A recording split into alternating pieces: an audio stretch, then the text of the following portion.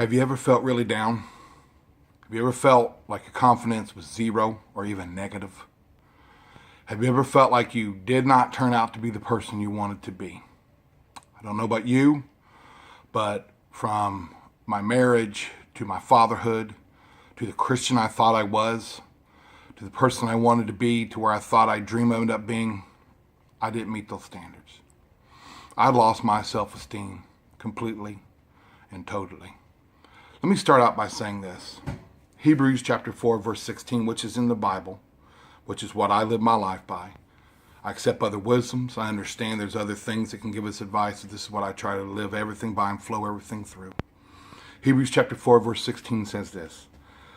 Let us then approach God's throne of grace with confidence so we may receive mercy and find grace in our time of need. I'll read it one more time. Let us then approach God's throne of grace with confidence so we may receive mercy and grace in the time of need. If you remember, we had talked about needing 3 things I wanted the Lord to reveal you every day. One of them is I want him to reveal the sun, and this just really sheds some light on you so that you can navigate your path and see where you're at in your life and where you want to be. Number 2 is the moon, and that just takes a little bit of light to shine through the dark times and navigate the dark times and things that are rough and tough in our life, and we need that extra light, that extra strength to get through it. And I get my light from reading the Bible. I get my light from what I believe in, which is Jesus says is the way, the truth, and the light, and I come to the world but by him. That's where I receive my light. I don't know who your source is, but I know that the energy needs to be there in order to conquer some things in our lives. Then the third thing I want to be revealed to you every day is the truth, and I get my truth from my source, my life force, my energy, where I believe I was created. But if we have the sun to reveal us to our paths and where we really want to be, we have the moon to reveal the light to navigate dark times, the truth to tell the difference between the two things, because sometimes it's a blurry line of what's good and wrong, and happy times and bad times, and time sometimes reveals to us, but our conscience can talk to us too. We also know that we need 7 things to overcome adversity, and we're actually on topic number 6 right now. The first thing is we need something to look forward to. We need to set some goals. I prefer to, like for me, I set up life goals. And each of my daily goals, each of my weekly goals, each of my monthly goals, each of my yearly goals, my decade goals are set up for I take one step every day, or the goal is to try to take one step every day to meet the life goals. Another story, we'll be getting into that video later as we go deeper into these teachings. I call them life expressions. You can call them teachings. But we need something to look forward to. We need someone to lean on. We need somebody we can count on.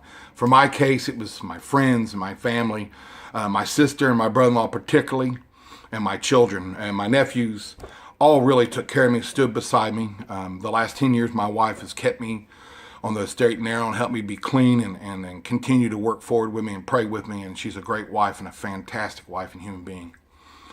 But I lost another marriage from my previous kids because of me not taking control of my life. From drug addiction to mental illness, I didn't take control of my life. So I did not know how to lean on, at that time, my wife. I only knew how to push her away and to take things out on her. So we have to learn these things, and it takes time. We need to renew our minds, but learn how to do that. And the Bible says renew your mind daily. Gandhi says that the renewal of the mind is renewal of the spirit and freshness of heart. So, I mean, it's really, if you can renew your mind, go to your source. Like, once again, my source is Jesus, which is the Bible. Go to your source, read it, and develop that wisdom and get a new thought process to come in to reestablish who you are and where you want to be and where you're going. And then we also need to learn how to pray and meditate. If you don't believe in praying, that's okay. If you don't believe in prayer, if you're an atheist, it's okay. You still can meditate. There's a lot of physical science. If you go to the playlist on there, for any of the meditation to teach you how to meditate, teach you the science of meditation, teach you spirituality meditation, whatever you're interested in. But we need to meditate. We need to look forward to something. We need to lean on people. We need to renew our minds. And we need to do that by getting new information in our minds and getting rid of the old information. We need to meditate and pray diligently. And if you don't believe in prayer, the meditation can still work because of the power of the human mind. I believe we were created in God's image, which gave us the power to create things. By what we say. The person who says sticks and stones may break my bones, words will never hurt me, to me is a foolish person. I don't know who that was. Maybe I should say that, but from what I know, the power of life and death is in the tongue. So we've got to be careful what we say. We need to always be careful what we say, because that goes into our mind also. So look forward to something. You got to lean on people. You got to have somebody to lean on. You got to be able to renew your mind. It's a discipline, daily discipline, and one of the ways you do it is by meditation and prayer. I can teach you how to do it on the playlist. I'm going to be having a couple weeks on a sabbatical in February. I'll be inviting certain individuals to come, and I will teach them guidelines on meditation and how to apply what we're doing here. And our meetings on Saturdays now, they're on Saturdays now at 2 p.m. on the corner of Troy Avenue and Madison Avenue on Southeast corner. We meet there on 2 o'clock to about 3 or 4. We just talk our subjects to go through some of these things I've talked about to help people with them. I get some advice and encouragement. I have people that tell me what they need. And then we'll go into more private, personal conversations if somebody wants personal, private teachings with me. So we've learned that we need to look forward to something. You got to have somebody to lean on. You need to renew your mind. You need to pray and meditate. We need to live in the moment. We get too caught up about what happened yesterday. And that's where a lot of the confidence and self-esteem problems come from, is about what happened yesterday. And we allow that to define as to who we are today and who we have limitations to become tomorrow. Those just aren't true. If we can learn to live in today, the Bible says, don't worry about tomorrow because it has enough of its own problems. It's completely true. Anybody out there who doesn't have a problem, please let me know. I would really love to hear about that. But the odds are, if you're listening to this, you have a problem. That's why, otherwise I wouldn't be able to help you. And you wouldn't be able to help me. So the sixth thing in the 7 steps that we've got to have is we've got to have faith swag. If we remember the story of Gideon in the Bible, it's in chapter 10 of Joshua. I want you to read it yourself, but Gideon was basically a coward. And God called him a man of valor. And his faith built so much throughout the story, you find that he actually has the guts to ask God to stop the sun. Now, this is the biblical explanation of the leap year. Do for what you want, read it and study it. Blessed are those who seek after righteousness. And, check it out. If you find it's not good for you and you don't believe it, that's fine. You're not ahead of yourself or behind anywhere you were anyway. But if you find that this is true, this is going to help you. Gideon began to get a faith swagger about him.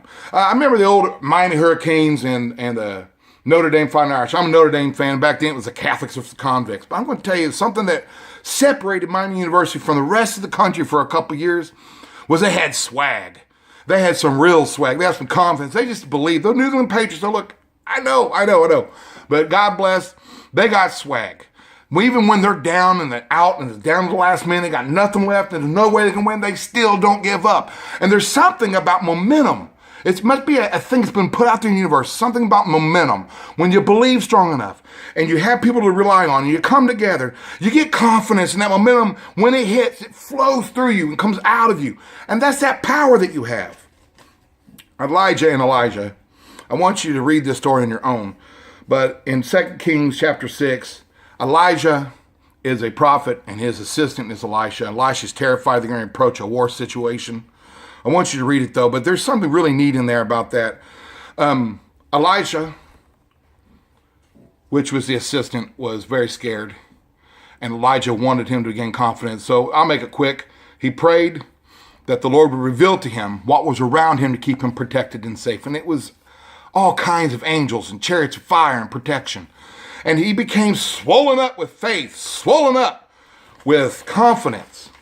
Now, Wayne Dyer says, the one thing about being lonely, let me make this clear before I say about what Wayne Dyer says.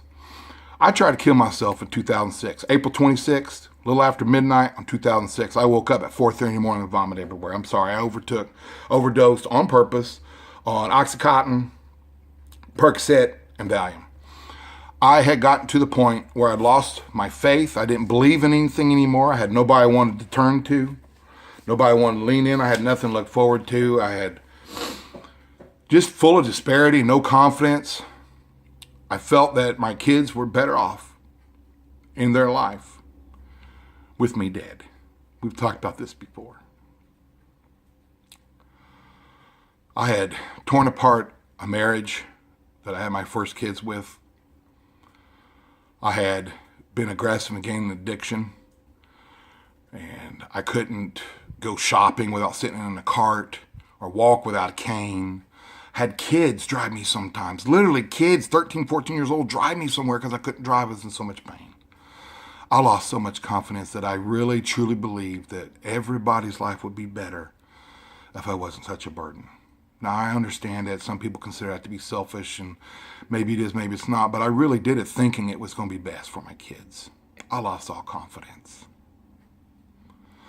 Now, with that being said, Wayne Dyer says this: you won't be lonely if you like the person you're alone with.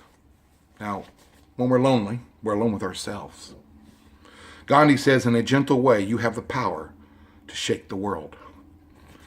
Jesus says a mustard seed of faith can move a mountain. There's always been a storm in my head. Since my dad died, it began to swell up. Hurricanes, tornadoes, and floods, it's all taken place in my head throughout the years. Overwhelming energies that I can't control and thoughts that race. Brokenheartedness that never gets mended. Always a hurt and a pain that just never was healed. I have found that healing in the Bible. I found that healing in Jesus. I thought I was a Christian up until 2006. I woke up, realized I wasn't. I asked God to forgive me.